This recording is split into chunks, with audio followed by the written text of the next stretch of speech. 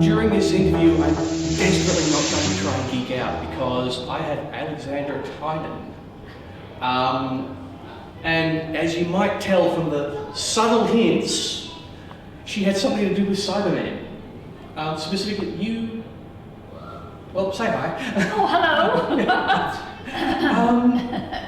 No, but you were, not in front of camera, you helped design the first Cybermen. You worked with William Hartnell, and you helped design the second Doctor's look too. Well, I more than helped. I actually designed them myself.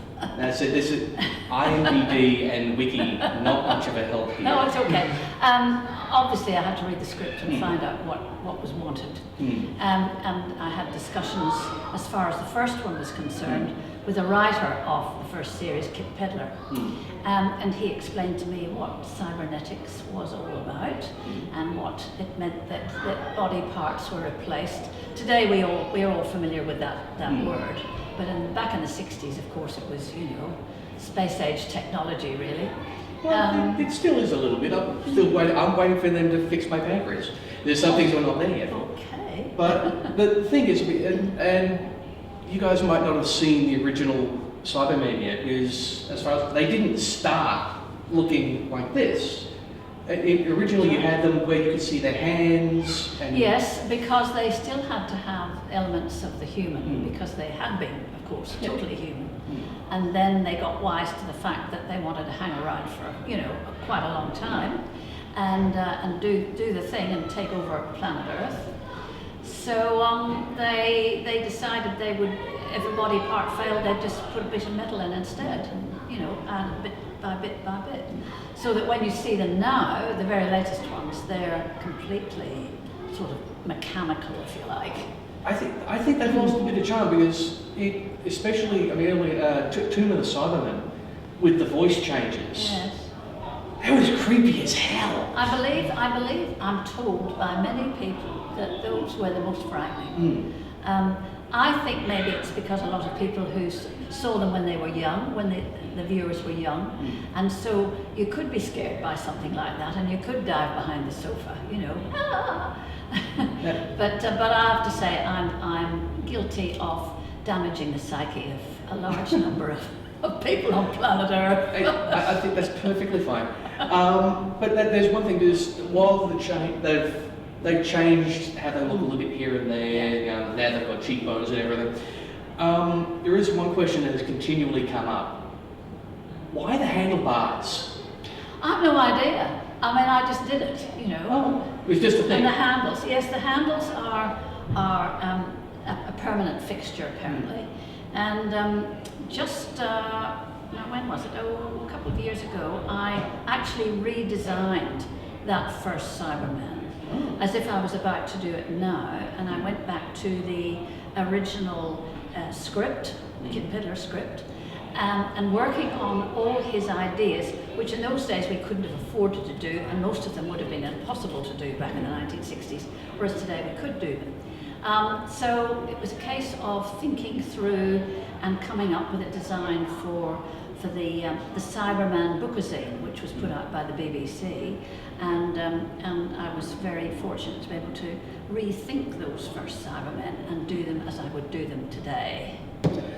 Well, I've got some news for you. You won't know this, because we all cosplay and whatever else, but I ran into somebody, he would have been 15, and he saw the first Cybermen. So I think it was Tomb of the Cybermen, and he went to a convention and he was putting it together, one of the original cyber costumes, the whole, and he'd seen Tomb of the Cybermen and just gone, I don't care about the rest. He'd seen Who. He wanted to make that terrifying Cybermen. Okay. So even those old costumes, people still want to make them now. So don't give up on them. Oh no, I know, because Steve Allen in England has actually recreated Cybermen 1 and Cybermen 2 brilliantly, and I saw them in England earlier this year, and they're exactly like the originals. They're wonderful.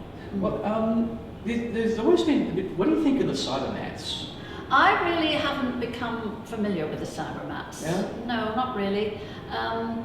I've been a bit of a one-man show really in regard. These are my boys, you see, and so I might have given them a passing glance, those things that crawl around the floor, but they weren't anything to do with me really, so I just, didn't.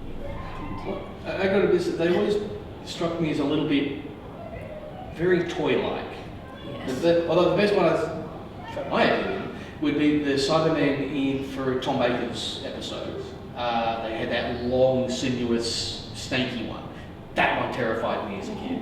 I was okay with the Cybermen, but Cybermats, that one, like going after Sarah Jane. Not nice, no. No, very pleasant.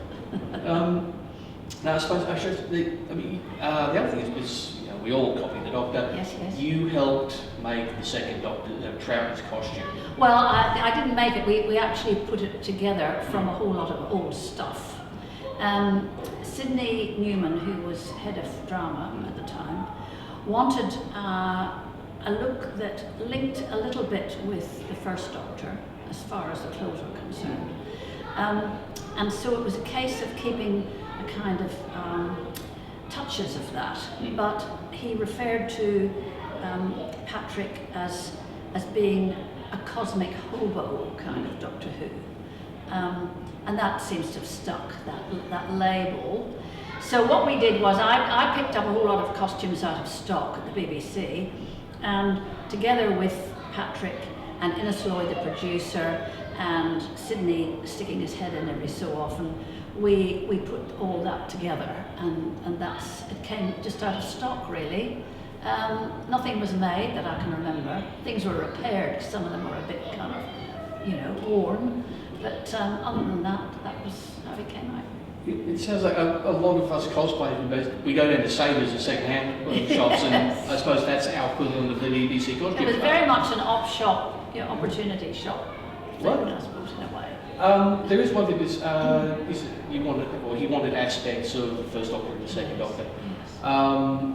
One thing that's always struck me is, I didn't know for years, and then I was watching, I think it was the Three Doctors, and Patrick Troughton said, would you like a jelly baby, I think, in that episode. And it made me realise that Tom Baker had taken that aspect of Troughton and incorporated it into his, and I never knew that Troughton had given birth to jelly babies. No, that's not something I'm familiar with. No? No. Oh, okay. But I suppose the thing I'm getting is Sydney Newman what aspects of the first Doctor and the second Doctor, and that's followed all the way through. Oh, right. It's followed. Okay. And Cybermen have the same thing. You've got all the different aspects leading all the way through. Yes. I suppose this is an example of an interview back in Idiot Ad himself. You followed the Cybermen development. Oh yes, of course. Well, naturally they're my boys. Yeah. I have to. I'm Cybermum, you see. You're Cybermum. I'm Cybermum, yes. We can make a meme out of that. I think Peter, just to get back to the Doctor Who costume, Peter Capaldi's costume I think is absolutely wonderful, and his whole demeanour and the way he looks is just fantastic. I'm dying to meet him. We all are. Yes, but he come out here. I think his costume relates even more to Bill Hartnell's in a sense. It's that sort of era and air of sort of slight sophistication and style, and he looks great. Well, I was actually talking to somebody who's doing a PhD. One of the members here is doing a PhD on Doctor Who. I won't say who. Really? Yep. Golly. She asked me why people thought Tennant was the best Doctor, and I realised something that also applies to Capaldi, which makes them different as actors compared to every other Doctor that's done it. Capaldi and Tennant, they were both congratulated for their costuming or whatever else, but I think they were the first actors, or they've taken on the role as the Doctor, and for all of their lives, pretty much, they have had the Doctor as part of their lives. Hartnell and all these other actors came into the role, but they weren't little kids when they met the Doctor. Both of them were, and I think it's made an impact on how they did the Doctor, their costuming, the whole thing. Yes, although Peter Capaldi's done an awful lot of work before he became the Doctor. But and Eggleston, Christopher Eggleston, I thought was wonderful, and he had fantastic scripts to work with. did. Those scripts were superb. They really were brilliant. And quite honestly, I don't think a lot of the ones since that have come up to that standard. That's my feeling. I do run a Doctor Who page. Don't name the Doctor, because Moffat cannot play the long game. he's had some moments, but Moffat, you screwed up Angels. You made a wonderful thing, and then the start of New Who, they knew how to do the long game. If we see Cybermen again, Yes. because we're talking about Doctors of the Ages, would you like to see? I mean, we finally got to see Cybermen versus Daleks and whatever else. What if there was a story where we got to see all the different Cybermen like this recreated in one episode, that Cybermen go back through their own history? Well, I could do that, I suppose, yes, an idea. But if the BBC asked us, hey, would you like to come back and help us do this, would you be up to going back and recreating your kids? For a consideration. Yeah, right. It's always a consideration, that's fine. Yes, I'd love to. I'd love to, but I mean, they might say, you're a bit old perhaps now to do that kind of thing. I mean, I don't think so, but yes, it would be marvellous, but I think that's just, airy-fairy. You never know. I talked to John Leeson as we were talking about class, and I suggested he could go back and be an English teacher at Coal Hill, and he said, and he also said, well, if there's money in it, for sure. There's always money. There's also love. Well, yes. But money is good. No, I have to say, I have got, I feel very privileged. This is really, really do feel very privileged to have worked on something like this. And we didn't realise it at the time how, what an amazing thing it was going to turn into. But every time I go to a convention or talk to people about it, I just think I was really, really lucky, and I didn't realise it at the time because I really didn't want to do the show at all. Really? No, I didn't. But when you were on staff at the BBC, you did as you were told, you see. So maybe that was a good thing. Well, it was all, I don't know if it's luck or what, or it might just be, you were at the top of the list, but I'm glad you were here. You helped make an icon of sci-fi history. Yeah, apparently. And I guys, before, I've been trying to figure out how to refer to this lady, and I couldn't figure it. I know you just you didn't want me to say, living legend of Doctor Who. No.